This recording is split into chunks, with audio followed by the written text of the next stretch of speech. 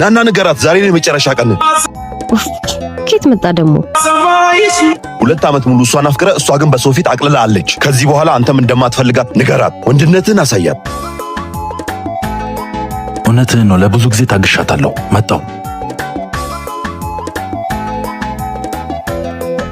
ሂዊ። አቤት።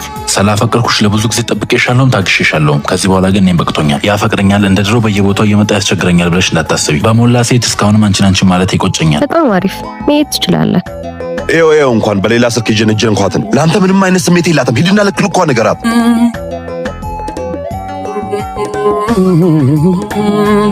ሂዊ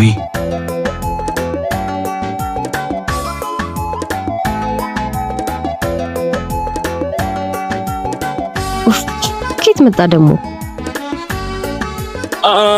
እኔ